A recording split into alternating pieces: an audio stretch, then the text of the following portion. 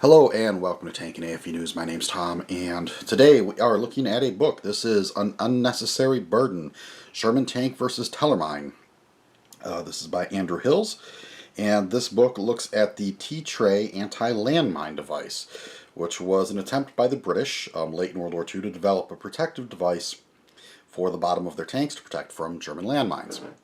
For those who have watched my channel for a while, you might recognize the name Andrew Hills. He has sort of self-published several different works usually on topics pertaining to British World War II armor. He wrote the TOG, what is by far the largest book ever on the TOG tank, and his last book was on English attempts to examine and replicate German Zimmerit during the war. He also was heavily involved with the Tank Encyclopedia website. And I would say any articles you see on that website authored by him are usually pretty top-notch, good quality stuff. So always look forward to seeing what he is up to.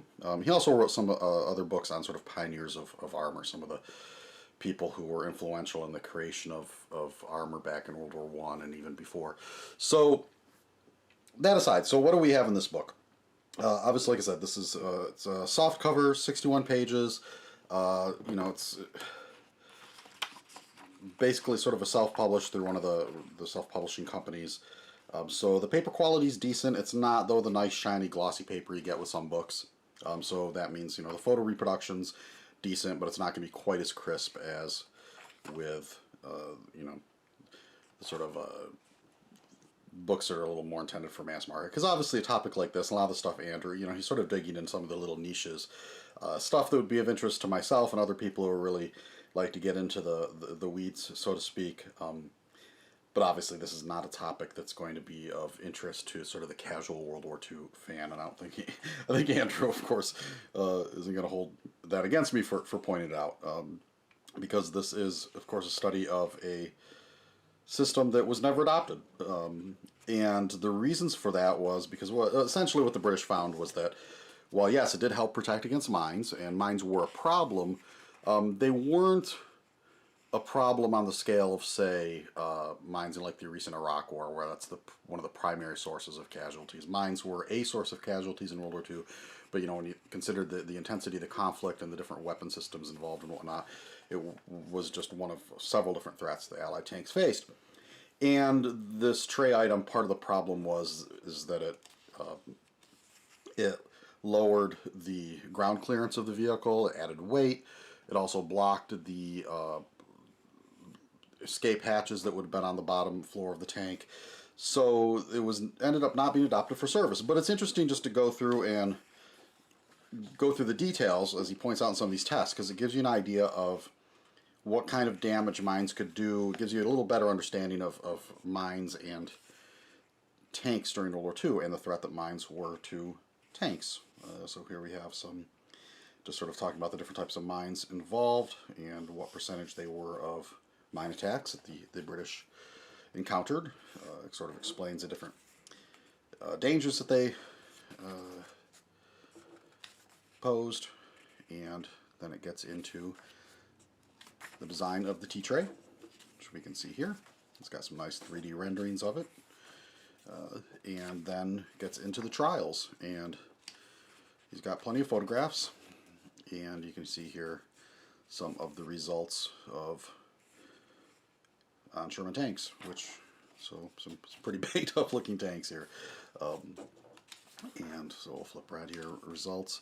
And, obviously they found that this thing did help, as you might expect. But like I said, it just posed other problems. It created as many problems as it solved, unfortunately.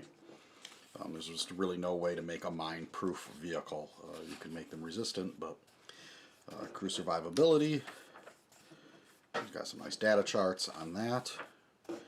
And then the second trial, this tank's interesting because this particular Sherman tank, he notes, it was also used in the British Zimmerit tests from his earlier book, and it's a really, really, you can see it's got the short M2 75mm gun, a really early M4A1 Sherman tank. So it's kind of a shame that it got used for all these tests, although, at the Tank Museum in England, they still have Michael, which is one of the very first Sherman tanks that was shipped to England, which also is the short-barreled gun, but To those of us like myself, nowadays, you know, these historic vehicles, to see that early model of a Sherman tank being, you know, exposed to mine damage, it's kind of cringy. Here's the conclusions. So the data there of their findings and more data charts. So, you know, as much as you'll ever want to know on this topic, he's certainly included the information in the epilogue and his list of references in case you ever want to go studying this topic yourself or are doing something, you know, similar research and want to know where he went to find his information. And then that is it. So, like I said, 61 pages. It is available on Amazon. I believe it is $9.99. So, you know, $10. It's the price of, you know, a combo meal at a fast food place. I mean, for that kind of money, you should buy it just to support people like Andrew who are putting the time and energy to research all these little sort of corners of AFV history. So definitely a thumbs up for this and for all the good work that Andrew does and some of the other folks over at the Tank Encyclopedia website. Like I said, some of the recent articles I found really helpful. So yeah, go buy this one. Come on, guys. All right, we'll catch you on the next one.